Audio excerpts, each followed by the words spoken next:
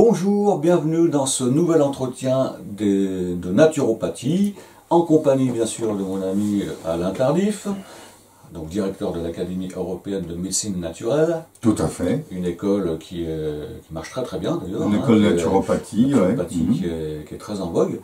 Auteur de nombreux ouvrages, dont le dernier a trait à la microthérapie. Voilà, un gros pavé. Bon, mais digeste, hein. Oui, pavé digeste. Ouais. Et moi-même, donc, j'ai Dongyi, praticien en naturopathie en médecine chinoise, professeur de Qigong. On a déjà fait un sujet sur le Qigong, hein, et animateur du blog La naturopathie en clair. Ouais. Alors, aujourd'hui, on va aborder un sujet proche d'un sujet précédent qu'on a intitulé « Les vieux remèdes ». Voilà. Les vieux remèdes. Alors, effectivement, on a parlé dans une autre vidéo des remèdes de grand-mère. Et donc, effectivement, on a vu qu'il y avait des choses très intéressantes à ce sujet-là. Mais il existe aussi en pharmacie, en général, des vieux médicaments qui ont été très populaires à une époque et qu'on trouve encore en pharmacie d'ailleurs, et qui ont un intérêt certain. Alors peut-être il va vous venir à l'esprit la jouvence de l'abbé Souris par exemple, Vicks Vaporub, voilà. des choses les, comme les ça. gouttes, les gouttes de l'abbé Chaupitre. Voilà, il y en a plein comme ça, et donc c'est tout. Alors souvent, c'est les médicaments ou en vente libre ou pas, c'est souvent à base de composés naturels, d'huile essentielle ou de plantes. Hein. Parfois c'est un peu d'additifs, etc. Mais enfin, ça reste des choses très, très intéressantes. Alors moi, je m'en souviens d'un en particulier, et puis après je te demanderai, Alain, qui m'avait été proposé à l'époque, quand j'étais gamin, par un très grand magnétiseur de Grenoble, qui nous a quittés il y a 2 ans maintenant, ou 3 ans, qui s'appelle Roger Cogne, et qui lui, moi j'avais le problème de sinusite à l'époque, justement, et il m'avait parlé de l'essence algérienne. Ah oui. Voilà. Alors, elle n'est pas originaire d'Algérie, hein, je ne sais plus où vous les fabriquez, mais il y a une composante dedans, à base de calutol, je crois. Voilà. C'est une qu'on peut utiliser en inhalation. Ça se présente dans un petit flacon. On peut aussi le respirer. Et c'était assez efficace quand même, hein, c'est assez soulageant. Voilà. Et bon sûr, je me rappelle de l'eau de Riclès, par exemple, hein, pour les maladies de transport, etc. On a tous connu ça, hein, quand on était gamin, et puis il y en a plein d'autres. Alors, est-ce que tu as moi j'ai une anecdote très, très intéressante par rapport à un médicament à base de plantes qui s'appelait le Passinévril. C'était un médicament calmant dans lequel il y a la passiflore, de l'aubépine, de la valériane. Et je me souviens, j'étais à cette époque-là, j'étais vraiment, j'avais une insomnie assez importante, assez grave. J'étais même tombé un petit peu en dépression. C'était dans les années 80. 86, 87 par là, hein, ou 88, je sais plus. 88, je crois, ouais. Bon, ça remonte à il y a longtemps. Et donc, j'étais allé voir un grand neuropsychiatre, membre de l'Académie de médecine, qui s'appelait docteur Henri Baruch. Ah, je me souviens, ce gars était impressionnant. C'était un petit bonhomme avec une moustache à Einstein, une chevelure à la Einstein. Il avait 90 ans, il exerçait encore, il était vif comme l'éclair. Et puis, j'entre dans son cabinet et je lui dis, écoutez, docteur, je viens vous voir parce que j'ai une insomnie épouvantable avec une tendance un peu, je me sens dépressif, hein. Je vous préviens, moi je suis contre les neuroleptiques. Et il me dit d'une vivacité incroyable, ah mais rassurez-vous parce que moi aussi je suis contre les neuroleptiques. Ah, ça m'avait rassuré, membre de l'Académie de médecine quand même, hein. Donc c'était pas rien, c'était une sommité, hein, ce gars. Et il m'avait prescrit le Passinévril. Un vieux remède, vraiment un vieux remède, un vieux médicament qui coûtait pas très cher, et ben ça a été d'une efficacité redoutable. Et quand j'ai vu la composition, j'ai vu qu'il n'y avait pas de neuroleptique, il n'y avait que des plantes. C'est un des un des épisodes qui m'a vraiment marqué et qui m'a orienté vers la naturopathie.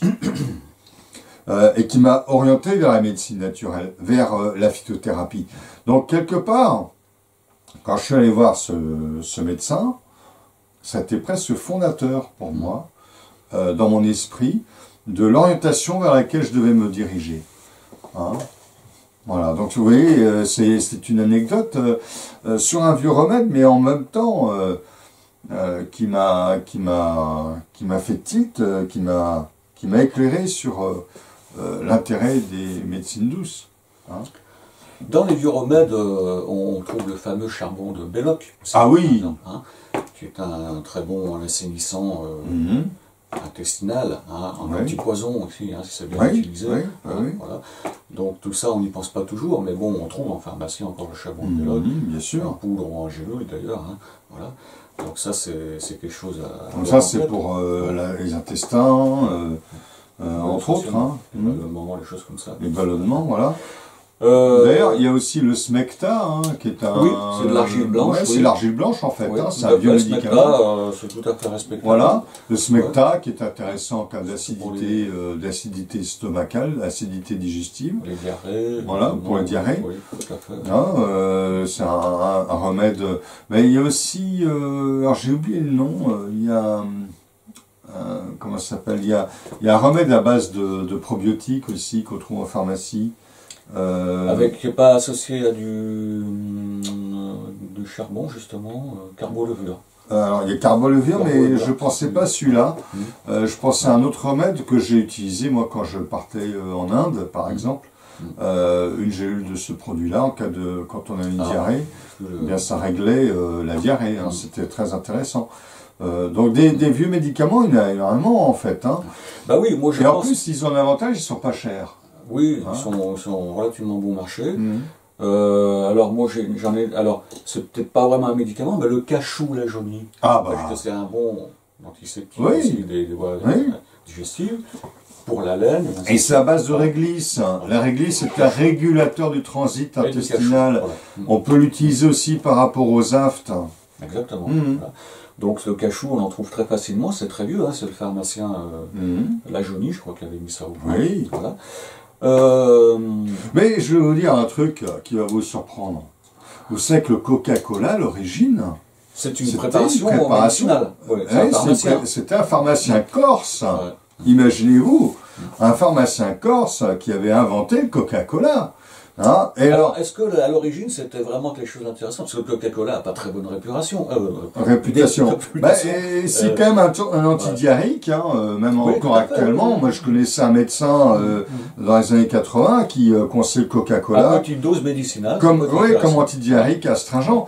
Donc à petite dose. Maintenant, le Coca-Cola de l'époque était à visée médicinale. Hein. Il se trouve que ce Corse avait popularisé sa recette jusqu'aux États-Unis. Hein, et malheureusement, aux États-Unis, il y a un petit malin qui s'est dit, bah tiens, il y a une affaire à faire avec ça, c'est pas déposé, mais on va le déposer. Voilà. Imaginez-vous, si c'était ce pharmacien corse qui avait déposé la formule, Coca-Cola serait français, même corse d'ailleurs, et les Corses auraient pu demander leur indépendance sans aucun problème. Ça s'appellerait Corsa-Cola. Ouais, ça serait appelé Corsa ou Corsicola. Corsicola. Hein, bon, bah tant pis. Hein, voilà. Bon. Mais c'était un vieux remède. Hein. Oui, de même qu'il y avait des vins médicinaux. Ah bah les vins médicinaux, voilà. Bah, ça on rentre dans les recettes un peu. Oui. Ce qu'on trouve qu'on trouve pas en pharmacie forcément. Voilà. Là, tu parlais de la réglisse, mais on avait la petite boisson. Moi je me souviens de l'anthésite. L'anthésite, oui, bien sûr. C'est une très bonne boisson aussi, qu'on peut considérer comme médicinale. Voilà. Hein. Mais il y a aussi des alcools, les liqueurs des carmes, ou l'eau des carmes, par exemple. Ça, c'est digestif, hein. Il y a de la mélisse dedans, c'est digestif. Donc, ces vieux médicaments, il y en a qui sont tombés dans l'épicerie, dans ces vieux médicaments, hein, comme les cachous, les choses comme ça. Mais il y en a qui sont restés dans le giron de la pharmacie. Oui, il y a, par exemple, pour le foie, il y a Choum. Ah oui, produit, hein, ouais, qu'on bien peut sûr. retrouver si on le commande, hein, bien sûr. Bien sûr. Et puis, on parlait dans une précédente vidéo des cataplasmes, eh bien, on trouve en pharmacie le synapisme rigolo. Ah oui. Que ce sont les cataplasmes prêts à l'emploi, quelque part. Hein. Vous voyez, donc on retrouve quand même. Et puis, moi, je voulais parler quand même de ce qu'on appelle le baume du tigre. Ah, mais ça, exactement. Ça date de 1870, ça fait partie de la pharmacopée chinoise, donc c'est relativement récent dans la pharmacopée chinoise. Ça vient de Singapour, d'ailleurs, voilà, au départ, c'est fabriqué là. Et le baume du tigre, c'est un grand classique, j'en ai ici, tiens. Voilà. Ah oui, voilà. Ça, c'est du baume du tigre rouge. Ah oui. Alors, c'est vrai qu'il y a le baume du tigre rouge et le baume du tigre blanc. Oui. Ils ont une base commune, ils ont une base commune au niveau de la composition. Ça, c'est camphré, je crois. Hein. Il y a du camphre, voilà, beaucoup de camphre. Mais dans le rouge, il y a du cacheput en plus. Ah oui. En fait, le rouge contient surtout des substances qui vont chauffer et chauffer. Alors que dans le blanc, on va trouver de l'eucalyptol, par exemple, des huiles essentielles qui vont plutôt rafraîchir. Ouais, le blanc, il va être plutôt pour les sinusites, alors, les infections rhinopharyngées. Tout à fait. Alors que le rouge, c'est plutôt pour les migraines, les maux de tête. Hein. Non, pas tout à fait. Alors, en fait, le rouge, il est très intéressant pour tout ce qui est douleur musculaire. Ah oui, oui, etc. oui. Tous les tendinites qui peuvent traîner, qui ne sont pas trop inflammatoires. Mais il y en a qui l'emploient pour les maux de tête aussi. Hein. Alors, c'est le blanc pour les maux de tête. Ah oui. Ouais, ah oui. Le blanc, c'est pour les maux de tête, pour les problèmes cutanés. Un peu comme l'amande poivrée. Oui, on va mettre ici. Voilà. Le blanc sera effectivement plus indiqué pour ce genre de choses. Voilà. D'accord. Alors, bon, tu trouverais des ressources pour tu me parlais tout à l'heure d'un vieux remède pour le foie, le choum. Oui. Je rebondirais sur un autre vieux remède pour le foie, c'est la boule d'oflorine. Ah ben oui, la boule d'oflorine. La boule d'oflorine, c'est un vieux remède qu'on retrouve encore à base de bol d'eau en infusion. Il n'y a pas que de la boule d'eau. Hein, non, il n'y a pas que du bol d'eau. La boule d'oflorine, c'est très intéressant. Ah. Alors, peut-être que je peux citer un bouquin intéressant, je le mettrai sous la vidéo. Hein. Oui. Voilà, par exemple, ici, c'est Bon vieux remède de toujours. Ah oui. Voilà, hein.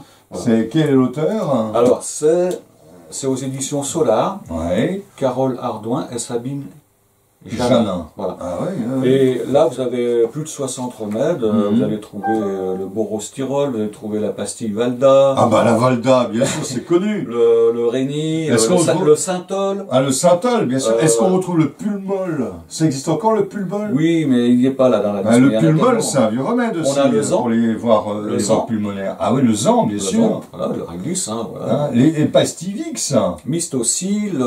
Voilà. Bol d'oflorine. L'huile de foie de morue, bien sûr.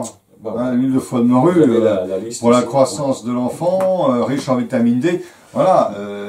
Donc, il y a effectivement beaucoup de remèdes anciens, de vieux médicaments. Qui sont intéressants. Ah oui, qui restent intéressants. Alors, en naturopathie, ces vieux médicaments étant souvent tombés hors du champ médical, on peut les conseiller. On peut les conseiller, oui, bien sûr. Comme si c'était des compléments alimentaires.